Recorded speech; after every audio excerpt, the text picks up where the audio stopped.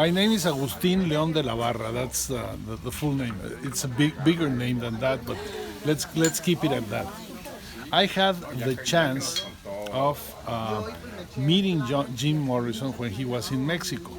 He came to Mexico right after the concert in Miami, where he was taken to court because he jerked off in stage, and he had no authorization to play anywhere in the United States. So these guys that owned a very fancy club for people that went there to listen to artists like Tony Bennett or Nancy Wilson. That type of music was the one that was played there in the photo. So all the guys that went there had to pay a lot of money. They had the show and dinner and drinks, and they all went in suits.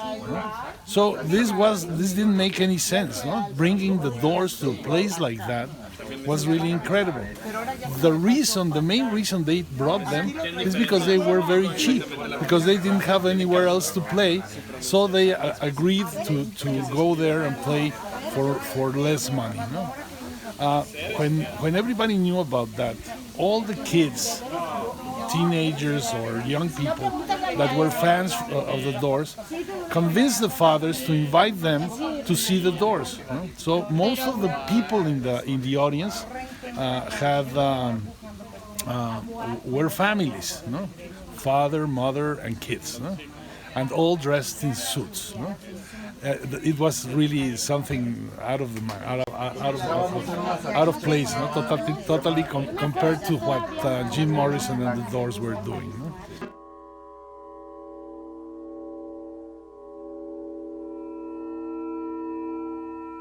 It turns out that a lot of times concerts have to be canceled for the Doors, right? Like Mexico, I think it was canceled about 3 times before they let you do it.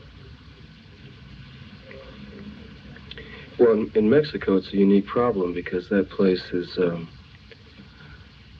hotbed of political unrest. Do you know, I heard some stories down there that would curl your hair. Take this.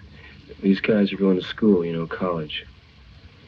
If one of their friends disappears, if they don't see him for 2 weeks, they just write him off. They say, well, I guess they got him. Do you know, see, I think when we went down there, it was the anniversary of the first anniversary a year earlier. Something like, the government heard that, it's when the Olympics were going on, the government heard the students were going to do a little demonstration, you know, a march, protest. So when the students showed up for the protest, there was an ambush waiting. I think they slaughtered about 2,000 young students. En 1968, miles de personas llenan la explanada frente al edificio Chihuahua, ajenas a la confrontación que se avecina. Nosotros llegamos de la forma más inocente, con la manta de la Facultad de Derecho, y todavía llegamos temprano, puesto que nos ubicamos ahí enfrente. Vi que mucha gente estaba arribando a la plaza y en cosa de unos minutos la plaza estaba totalmente llena. Pero en las calles que rodean la plaza se movilizan varios escuadrones militares. Todo lo que nos llegaba, porque nos llegaban compañeros, el ejército está moviendo. Los líderes hablan desde el tercer piso del edificio Chihuahua. Empezaron a volar unos helicópteros sobre la plaza y los ruidos de las aspas de los helicópteros suenan como ametralladoras. Aparece el maldito helicóptero que lanza una luz verde más o menos a esa altura. Aquella altura de la iglesia empezó a caer una luz verde. Cuando yo vi las luces de Bengala, yo dije, pues, ¿qué onda, no? O sea, uno no sabe que es una señal de atacar. Tratamos de correr hacia la salida que da a la iglesia y nos llevaría hacia el sur de la plaza, pero ya venían los soldados cargando hacia nosotros. Los soldados avanzan a trote entre las ruinas aztecas.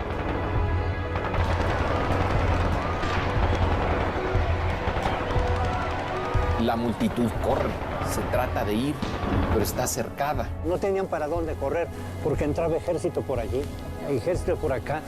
Venían con el marrazo, la bayoneta puesta en la punta de los fusiles. De las azoteas del edificio Chihuahua aparecieron bastantes metralletas a dispararle al contingente que estábamos aquí. Pues era un correr para todos lados. When he arrived to the airport, he came first in a plane before the rest of the band and all the equipment. He came first so he was. There was a public relations woman that went to the airport to receive him, and that woman was perfect for people like Tony Bennett, Nancy Wilson, all the crooners that were coming to. But she was not ideal to meet Jim Morrison. No? She couldn't understand him. She really got scared a little bit because he was already with long beard and a little bit fat and whatever, no? And not very clean. No? And so she called the son, and I was with the son at that time, and said, please come and help. No? So we went to the hotel, a very small hotel, very fancy hotel, and met with him at dinner. No?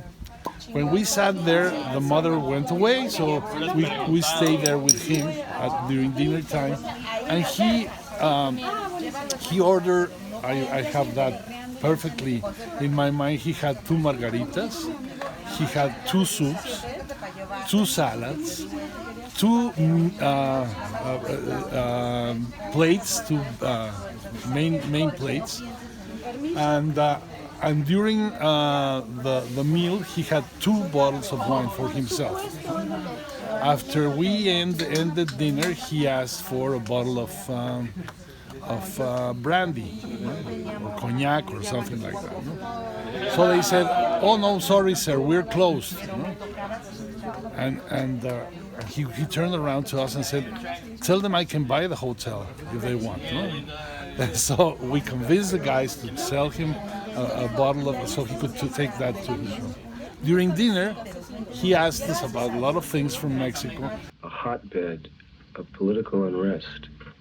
Do you know, I heard some stories down there that would curl your hair.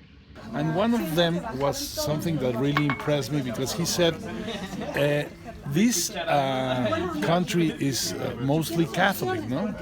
And I said, yes, about 90% in that time, not anymore, but in that time, 90% were Catholic people. And he said, they're going to they're going to think I'm Jesus. No? And I said, oh my God, this guy, what does he think he is? No? So he went away drunk as hell to his room. Next day, with all the rest of the band, we went to, I was driving the limo at that time, and we went to the pyramids in Teotihuacan. It was a heavy cloud day, very cloudy day. So we went to he was fascinated with the pyramids, and it started raining. So we gave him a sarape, and he put the sarape on his head, and started walking to avoid the rain. Started walking, and there was a little Indian woman selling little idols made of clay. And she turned around and saw him with this, and she said, "Aparición Jesucristo." Jesus Christ.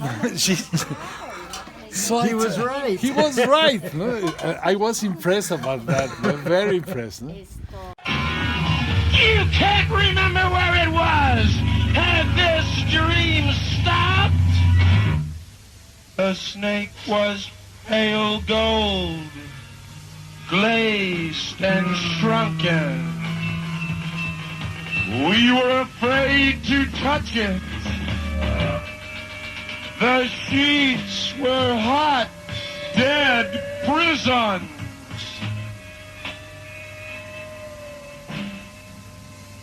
And she was beside me.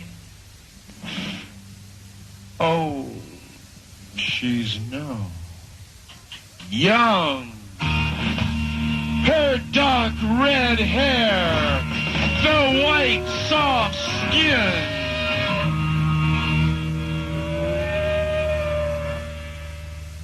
Now,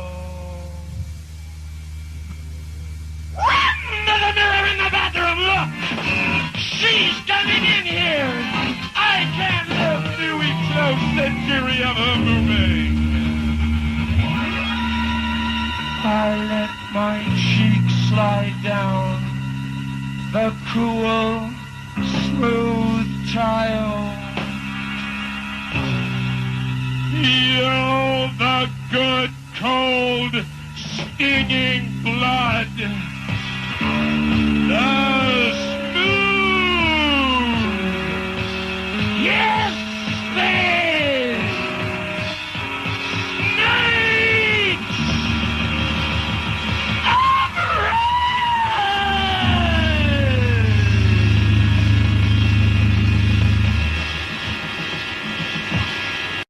Was one of the main. The rest is how he got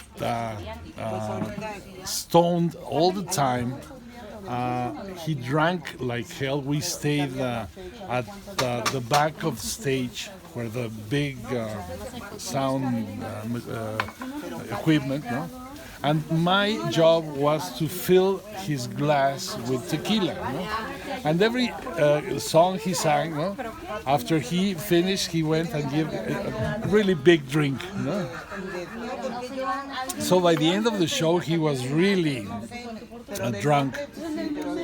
And it was amazing to see all these families, no? The fathers with their eyes like that, no? And the kids shouting and everything. And when he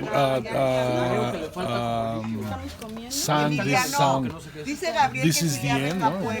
And where it says that, "Father, I want to kill you, Mother, I want to fuck you." When he shouted that, all the kids were like this, and the fathers were amazed to see what type of guy they took to see their kids. Very conservative families. No? On the second show, we went out on the back door, and it was full of people that they didn't have the money to go in, no? But they wanted to see Jim Morrison, and it was a big show of a lot of people. No?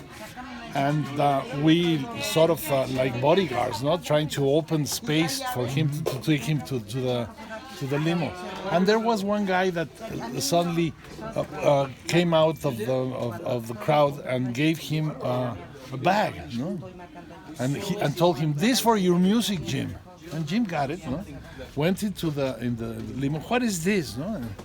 And we explored it, and it was mushrooms. No? "Oh my God!" And he started eating right away, without asking if there was a poison in the night. He didn't care about that.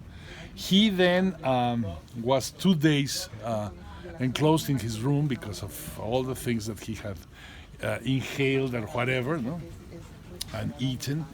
And 2 days later, it was a Monday. And the most important museum in Mexico, the Anthropological Museum, was closed. So, and the son of the president wanted to meet him. So we said, let's open the museum so he can meet people around. No? So we went just by ourselves with a group and all the. To the museum, so he could meet the son of the president, which was a big fan. No? In the museum, there is a fountain, like a big column that has water coming all around. No?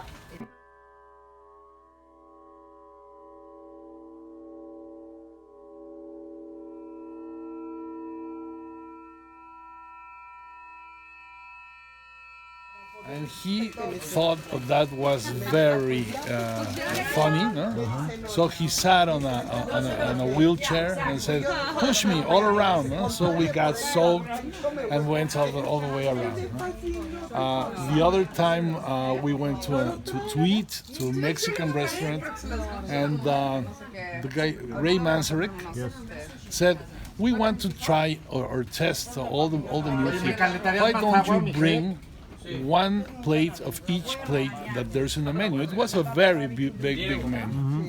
And there were singers that sang music from Veracruz, the jarochos. No?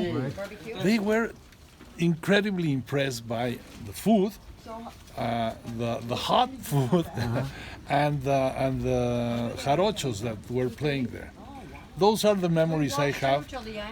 Really an amazing experience.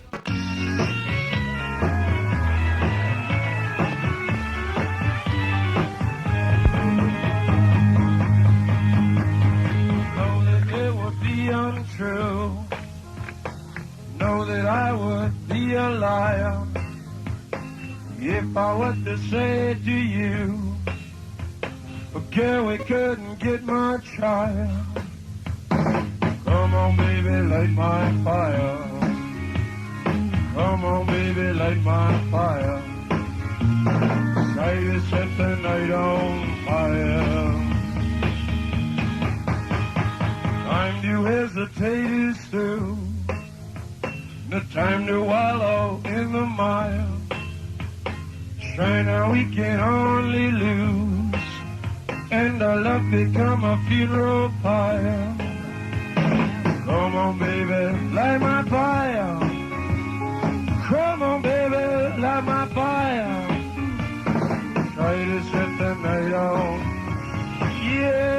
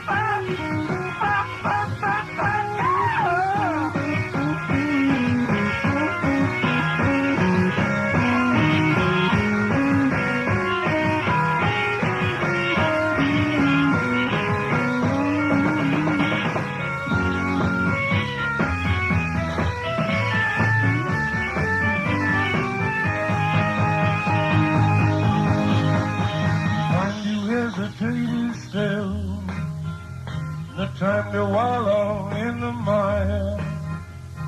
Try now, we can only lose, and our love become a funeral pyre. Come on, baby, light my fire. Come on, baby, light my fire. Try to set the night out. Oh, yeah. Know that you would be untrue. Know that I would be a liar if I were to say to you, yeah, we couldn't get much higher. Come on, baby, light my fire. Come on, baby, try to set the night on fire. Try to set the night on fire. Try to set the night on fire.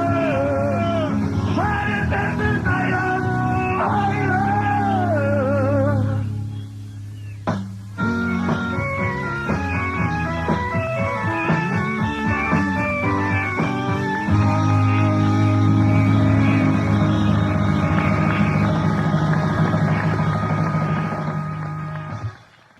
And the very much more normal experience with the rest of the group. The rest of the group went with their wives or girls or whatever they had. Each one had their significant other by their sides, and they were fantastic people. We had a very good relationship with Jack, which was the guy that was filming all the events and everything. And we finally they went away. We kept those memories, and 2 or 3 years later, we went to me and my friend, the guy that we went to Florence, and we stayed there for a month or so. He stayed there to study, and walking in the street, we met with Jack. Yeah. Wow. And he told us about all the event that had happened in Paris when he died. No? Right. It was really an amazing thing, and that's my memories I have from here. Would you call it an impactful event in your life? Of course. I don't know if that happens to you, but it happens to me that I have a lot of years gone by, no? And there are maybe 20 years out of my life which I have no recollection at all of what happened. What was I doing in 19 whatever, no? But that memory kept on my mind forever. No?